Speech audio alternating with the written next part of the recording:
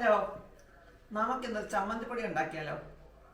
ചമ്മന്തിപ്പൊടി എന്താണെന്നില്ലയോ, നമ്മൾ സാധാരണ ചമ്മന്തിപ്പൊടി ഉണ്ടാക്കുന്നതല്ല.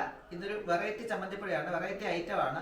അതെന്താണെന്നല്ലേ, എൻ്റെ മാങ്ങ, നല്ല പച്ച മാങ്ങ കൊണ്ട് നമുക്ക് ചമ്മന്തിപ്പൊടി ഉണ്ടാക്കാം. അതെങ്ങനെയാണെന്നല്ലയോ നമുക്കത് നോക്കാം. അതിന് മുമ്പായിട്ട് ഞാൻ പറയട്ടെ, ഈ പച്ചമാങ്ങ ചമ്മന്തിപ്പൊടി എനിക്ക് എവിടെ നിന്നാണ് കിട്ടിയെന്നറിയാമോ? ഞാൻ കുറച്ച് നാളിന് മുമ്പ് ഒരു എക്സിബിഷന് പോയപ്പോൾ അവിടെ അവർ ഈ പച്ചമാങ്ങ ചമ്മന്തിപ്പൊടി അല്ല ചക്കക്കുരു ചമ്മന്തിപ്പൊടിയൊക്കെ ഉണ്ടാക്കി ടേസ്റ്റ് ചെയ്യാൻ തന്നിരുന്നു. അപ്പോൾ അത് കഴിച്ചപ്പോൾ നല്ല ടേസ്റ്റായിട്ട് തോന്നി. ചക്കയുടെ മാങ്ങയുടെ ഒക്കെ സീസൺ ആയപ്പോൾ ഉണ്ടാക്കി വെച്ചാണെന്നും കുറച്ചാളിരുന്നാലും 5-6 മാസമൊക്കെ ഇരുന്നാലും കുഴപ്പമില്ലെന്നൊക്കെയാണ് പറഞ്ഞത്. ഞാനതൊന്ന് ട്രൈ ചെയ്യാൻ പോവാണ്. അതിൻ്റെ റെസിപ്പി എങ്ങനെയാണെന്ന് ചോദിച്ചപ്പോൾ അവർ എനിക്ക് മൊത്തം ഒന്നും പറഞ്ഞിട്ടില്ല അവർ. അപ്പോൾ അതിങ്ങനെ പച്ചമാങ്ങ അരിഞ്ഞ് തേങ്ങയുടെ ചതച്ച് ഇന്നോരൊക്കെ ചെയ്യണമെന്നൊക്കെ പറഞ്ഞു തന്നു. ആ ഒരു ഓർമ്മ വെച്ചിട്ടാണ് എല്ലാ കാര്യങ്ങളും എനിക്ക് ഓർമ്മ ഇരുന്നാലും ആ ഒരു ഓർമ്മ വെച്ചിട്ട് ഞാനത് ചെയ്യാൻ പോവാണ്. ചെയ്ത് നന്നായി വന്നെന്നറിയാമെങ്കിൽ നിങ്ങളായിട്ട് ഷെയർ ചെയ്യാം. നിങ്ങൾക്കൊക്കെ ഉണ്ടാക്കാം. ചക്കയുടെയും മാങ്ങയുടെ ഒക്കെ സീസൺ തീരാൻ പോവാണ്. അപ്പോൾ അന്നേരം എനിക്ക് കിട്ടിയ മാങ്ങ ഉണ്ടോ കുറച്ച് വിളഞ്ഞു പോയി. പക്ഷെ പഴുത്ത് തിന്നാൻ കൊള്ളത്തില്ല ഈ മാങ്ങ. ഇങ്ങനെ കറി വെച്ചോ കൂട്ടാൻ വെച്ചോ ഒക്കെ കൊള്ളത്തുള്ളൂ കഴിക്കാൻ. അപ്പം ഞാൻ ഇതേ തന്നെ അത് ഒരുപാട് പുളിയാവരുതെന്നും പുളി വേണം, പുളിയുള്ള മാങ്ങ വേണമെന്നാണ് പറഞ്ഞത്. അത് തൊലിക്കാണെങ്കിൽ കട്ടിയുള്ള തൊലിയാണെങ്കിൽ കുറച്ച് ചെത്തിക്കളയണം, കട്ടി കുറഞ്ഞ തൊലിയാണെങ്കിൽ തൊലിയോടെ തന്നെ എടുക്കാമെന്നാണ് പറഞ്ഞത്. ഇതൊരു ഇച്ചിരി കട്ടിയുള്ള തൊലിയാണ്. ഞാനത് കുറച്ച് ഭാഗം അവിടെയൊക്കെ ചെത്തി കളയുന്നുണ്ട്. നമുക്കിനി ആ മാങ്ങയുടെ തൊലിയൊക്കെ ചെത്തിയെടുക്കാം. അതായത് മാങ്ങയുടെ തൊലിയെല്ലാം ചെത്തി എല്ലാമല്ല കുറച്ച് ഭാഗം ഇതുപോലെ ചെത്തിയാൻ വെച്ചിട്ടുണ്ട്. ഇനി നമുക്കിതിനെ ഒന്ന് പൂളിയെടുക്കാം. പൂളിയിട്ട് ചെറിയ പീസായിട്ട് മുറിച്ചെടുക്കണം. ഇത് പഴുത്ത് കഴിഞ്ഞാൽ തിന്നാൻ കൊള്ളത്തില്ല, പുഴുവൊക്കെ ആയിരിക്കും അതിനകത്തിൽ. താഴെ വീണിട്ട് പൊട്ടിയതാണ്.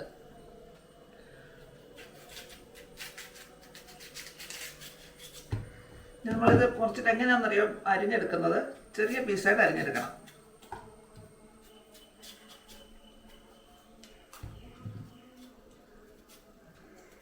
ഇങ്ങനെ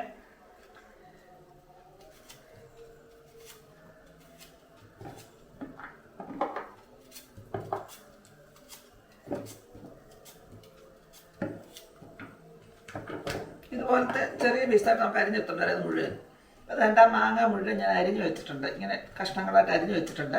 ഇനി നമുക്ക് ഇതിനകത്തേക്ക് വേണ്ടുന്ന 1-2 കൂട്ടം സാധനമുണ്ട്. ഈ മാങ്ങ അവിടെ ഇരിക്കട്ടെ. അപ്പോഴത്തേക്ക് നമുക്ക് പോയി മറ്റ് സാധനങ്ങളൊന്ന് റെഡിയാക്കിയിട്ട് വരാം. എന്തൊക്കെയാണെന്ന് നോക്കാം.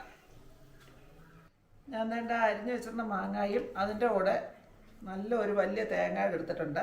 നമ്മൾ മാങ്ങയുടെ അളവനുസരിച്ചാണ് തേങ്ങ എടുക്കാൻ. ഞാൻ വലിയ മാങ്ങ എടുത്തിട്ടാണ് ഇത്രയും തേങ്ങ എടുത്തിരിക്കുന്നത്. അപ്പം നമുക്ക് ഇതങ്ങോട്ടിട്ട് മാങ്ങായും തേങ്ങയുടെ കുറേശ്ശെ ഇതിനകത്തിട്ടൊന്ന് പൾസ് ചെയ്തെടുക്കാം. ഒന്നിച്ച് മിക്സ് ചെയ്തിട്ടാൽ മതി. ഞാൻ കുറേശ്ശെ ഇങ്ങനെ എടുക്കുന്നത്. നല്ലപോലെ അതിനെ പൾസ് ചെയ്തെടുക്കണം. അപ്പം ഞാൻ തന്നെ ഇതിനെ ഈ പരുവത്തിലാക്കി വെച്ചിട്ടുണ്ട്. അരഞ്ഞില്ല, ആ തോരൻ പരുവത്തിൽ. അതെനിക്ക് മിക്സിയുടെ ജാറിനകത്തൊക്കെ എനിക്ക് ശരിയായിട്ട് കിട്ടില്ല. അപ്പം ഞാൻ എന്ത് ചെയ്യുന്നറിയാമോ, നമ്മൾ ഫുഡ് പ്രോസസ്സറിൻ്റെ ഈ ബ്ലേഡ് ഇട്ടിട്ട് അത് വെച്ച് അടിച്ചെടുത്തപ്പോൾ നല്ല ഭംഗിയായിട്ട് അരഞ്ഞ് കിട്ടി. അതുകൊണ്ട് ഞാൻ അതിനകത്താണ് അരച്ചെടുത്തേക്കുന്നത്, നമ്മുടെ പ്രീതിയുടെ ഫുഡ് പ്രോസസ്സർ. അപ്പം നമുക്ക് ഇനി ഇതിൻ്റെ അടുത്ത പരിപാടി തുടങ്ങാം. ഇനി നമുക്കിത് ഉണ്ടാക്കാൻ വേണ്ടിയിട്ട് എന്തൊരു ചീനച്ചട്ടി അടുപ്പ് വെച്ചിട്ടുണ്ട്. അതിലേക്ക് 1.5 ടീസ്പൂൺ കടുക്. മാങ്ങ കൂടുതലുള്ളതാണ്. മാങ്ങയുടെ അളവനുസരിച്ച് ഇതിൻ്റെ എല്ലാ അളവും കുറയ്ക്കണം. അതിൽ എരിവും നമ്മുടെ ആവശ്യത്തിനാണ് ഇടാൻ. 1 ടീസ്പൂൺ ഉലുവ. പിന്നെ ഇടുന്നത് ഞാനൊരു 5-6 കാശ്മീരി മുളകും, 8 കാശ്മീരി മുളകുണ്ട്, ഒരു 7 അല്ലാത്ത മുളകുകളുണ്ട്, എരിയുള്ള മുളകുണ്ട്. ഇതെല്ലാം നമുക്ക് നല്ലപോലെ ചൂടാക്കി എടുക്കാം. കരിഞ്ഞു പോകരുത്, ചൂടാകുകയേ ചെയ്യാവുള്ളൂ. അത് മീഡിയം ഫ്ലെയിമിലിട്ട് നമുക്ക് ചൂടാക്കി എടുക്കണം.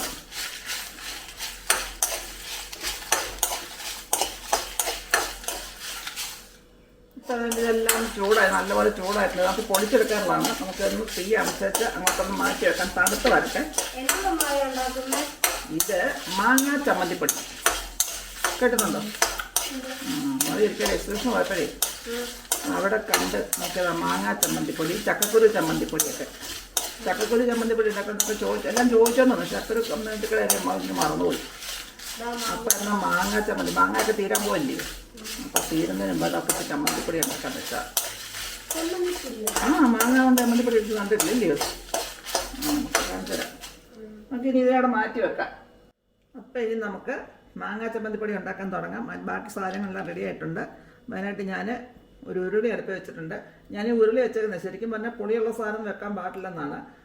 ഉരുളിക്കകത്തങ്ങ് വെക്കരുത്, അലുമിനിയത്തിലും ഇൻഡാലിയത്തിലും വെക്കരുതെന്നാണ്. പക്ഷേ എൻ്റെ കയ്യിൽ ഇരിക്കുന്ന നോൺ സ്റ്റിക്കും മൺചട്ടിയും എല്ലാം ചെറുതാണ്, ഇത്ര സാധനം ഇട്ട് വെക്കാൻ ഒക്കുന്നില്ല. അതുകൊണ്ടാണ് ഞാൻ ഈ പാത്രം എടുത്തേക്കുന്നത്. ഇതിനകത്തേക്ക് നമുക്ക് 1 ടീസ്പൂൺ കടുക് ഇട്ട് കൊടുക്കാം.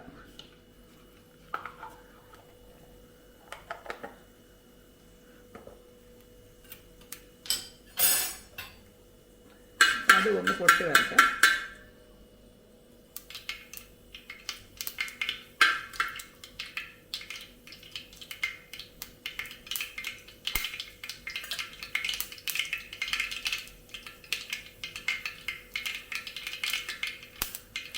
നമ്മുടെ കടുകെല്ലാം പൊട്ടിയിട്ടുണ്ട്. ഇതിനകത്തേക്ക് ഞാൻ വലിയൊരു കഷ്ണം ഇഞ്ചി കനം കുറച്ച് നീളത്തിലരിഞ്ഞത് അതിനകത്തേക്ക് ഇട്ട് കൊടുക്കുന്നുണ്ട്.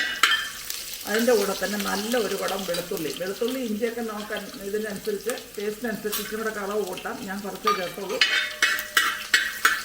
കുറച്ചുകൂടെ ചേർക്കാം, ഒരുപാടായി പോകരുത്. ഇനി ഇതിനെ ഒന്ന് മൂപ്പിച്ചെടുക്കണം. ഇഞ്ചിയും വെളുത്തുള്ളിയും ഒന്ന് മൂപ്പിച്ച് വരണം. അതിൻ്റെ കൂടെ തന്നെ നമ്മൾ ഇച്ചിരി കറിവേപ്പിലയും ഇട്ട് കൊടുക്കാം.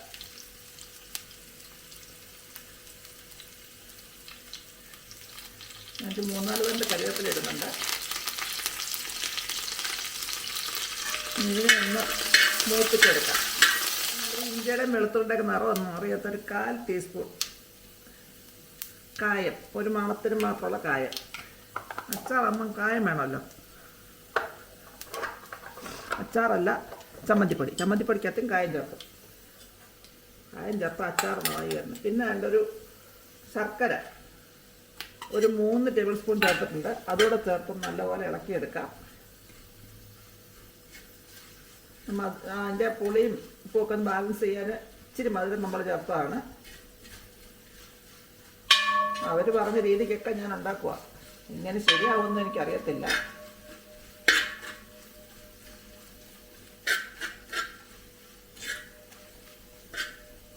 ഇനി നമുക്ക് 2 പൾസ് വെച്ച് മാങ്ങ അങ്ങോട്ട് ചേർത്ത് കൊടുക്കാം.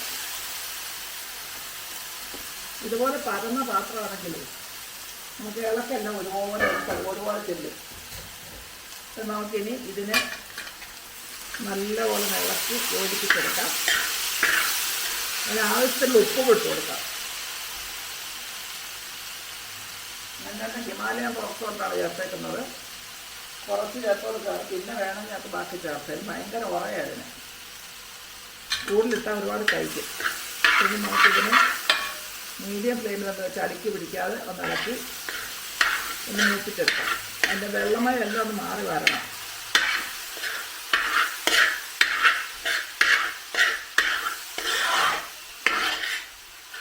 ആ തേങ്ങായും മാങ്ങായും ഒക്കെ ഒന്ന് ഡ്രൈ ആയിട്ട് വരണം.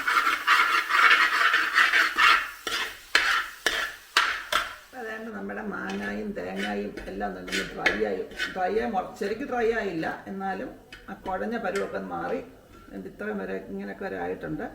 ഇനി നമുക്ക് ഒന്നുകൂടെ ഡ്രൈ ആവണം. ഇത് മാങ്ങ ആകുമ്പം തന്നെ ഇച്ചിരി വെള്ളമയമുള്ളതാണ്, തേങ്ങയ്ക്കകത്തും വെള്ളമയമുള്ളതാണ്. അപ്പം അതുകൊണ്ട് താമസിക്കും. അപ്പം നല്ല ക്ഷമയുള്ളവർക്ക് മാത്രം ഉണ്ടാക്കാൻ പറ്റിയ ഒരു സാധനമാണിത്. അന്ന് കഴിച്ചപ്പോൾ നല്ല ടേസ്റ്റായിരുന്നു. അതുകൊണ്ടാണ് ഞാനത് ഉണ്ടാക്കാമെന്ന് വെച്ചത്. ഏതാണ്ട് 1 മണിക്കൂറൊക്കെയുള്ളൊക്കെ ഇങ്ങനെ ഇളക്കിക്കൊണ്ടിരിക്കുകയാണ്. ഇനിയും കുറച്ച് ടൈമിൽ ഇത് ശരിയാകത്തുള്ളൂ. നമുക്ക് ഇച്ചിരി കൂടെ ഒന്ന് ഡ്രൈ ആക്കി എടുക്കാം. അതിന് ശേഷം നമ്മൾ ആ പൊടിച്ച് വെക്കുന്ന പൊടിയുണ്ടല്ലോ അതിനകത്തേക്ക് ചേർക്കണം. ഇപ്പം ഇതുകൊണ്ട് ഒന്നുകൂടെ ഒന്ന് ഡ്രൈ ആയി വന്നിട്ടുണ്ടെങ്കിൽ നമുക്ക് ഇതിനകത്തേക്ക് ആ പൊടിച്ച് വെച്ച പൊടിയൊക്കെ ചേർക്കാം.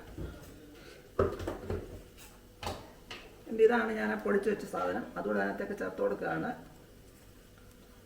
എന്നിട്ട് ഇനി ഒന്നുകൂടെ നല്ലപോലെ ഡ്രൈ ആയി വരണം ഇത്.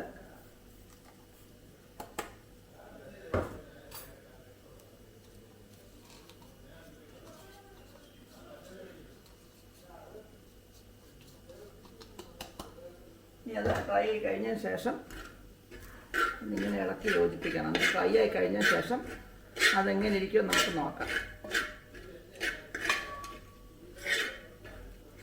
ഇപ്പം ഏതാണ്ട് നമ്മുടെ ചമ്മന്തിപ്പൊടി, മാങ്ങാ ചമ്മന്തിപ്പൊടി റെഡി ആയിട്ടുണ്ട്.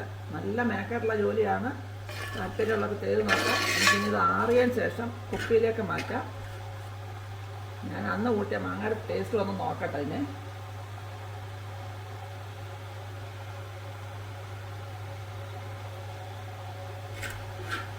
തീ അങ്ങനെ കൊടുക്കാം.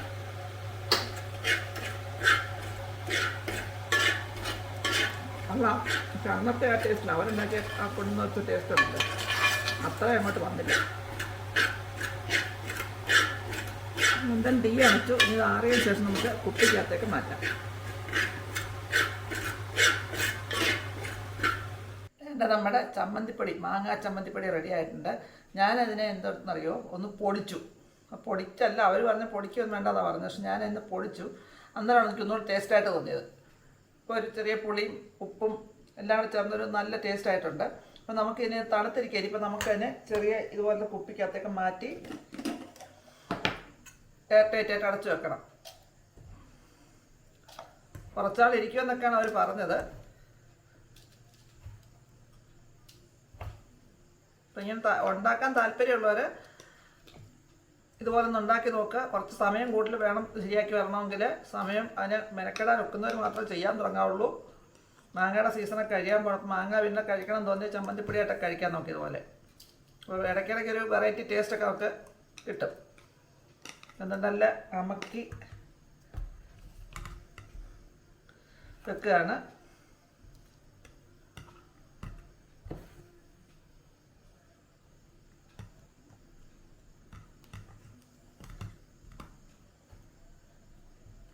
അപ്പം നമുക്ക് ഇന്ന് ഈ വീഡിയോ അവിടെ വൈൻഡപ്പ് ചെയ്യാം. ഇനി ഇതുപോലത്തെ പുതിയ പുതിയ വീഡിയോസായിട്ട് വീണ്ടും കാണാം. അതുവരേക്കും ബൈ.